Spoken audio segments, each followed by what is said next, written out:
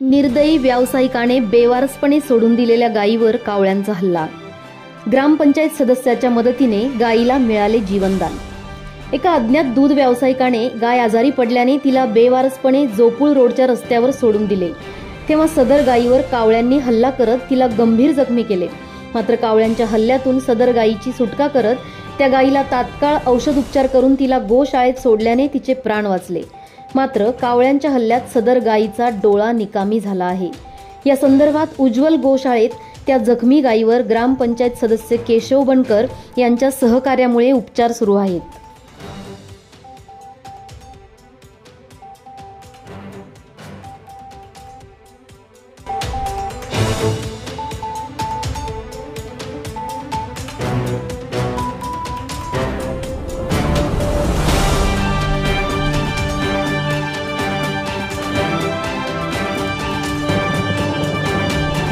काल सोनसिटीच्या गेटजवळ अज्ञात व्यावसायिक दुग्ध व्यावसायिक असेल किंवा कोणी शेतकरी असेल त्यांनी ही जी गाय आहे ही एक तिच्या डोळ्याला जखम झालेली आजारी अवस्थेमध्ये त्या ठिकाणी सोडून दिली आणि ती सोडल्यानंतर त्या ठिकाणी कावळ्यांनी वगैरे त्या गायीच्या डोळ्याला टोचल्यानंतर जखमा झाल्या आणि रक्तस्राव होऊ लागला।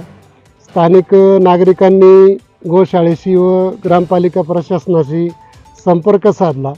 त्यानंतर खाजगी डॉक्टर खैरनार यांच्या मदतीने काल रात्री तिच्यावरती उपचार केला आणि सकाळी गोशाळेचे व्यवस्थापक जैन यांच्याशी ग्रामपालिकेने संपर्क साधून ती गाय आता आपण गोशाळेमध्ये रवाना केलेली आहे आणि डॉक्टरांच्या मदतीने तिच्यावरती आता या ठिकाणी उपचार सुरू आहे। माझं सर्वांना शेतकरी बांधव असतील किंवा दुग्ध व्यावसायिक असतील त्यांनी अशी काही एखादी गाय असेल तर असं करू नये, जेणेकरून आईनंतर आपल्याला जी पालनपोषण करणारी असते गायच असते आणि त्या गायीची अशी अवस्था, तिचं काम झालं, दूध काढल्यानंतर तिचं वय झाल्यानंतर तिला असं रस्त्यावर सोडून देणं हे काही चांगलं नाही आहे। तर या ठिकाणी गोशाळेमध्ये आम्ही ती गाय आता रवाना केलेली आहे आणि जैन जे आहे व्यवस्थापक गोशाळेचे आणि डॉक्टर साहेब आहे ते व्यवस्थित या ठिकाणी उपचार करत आहे।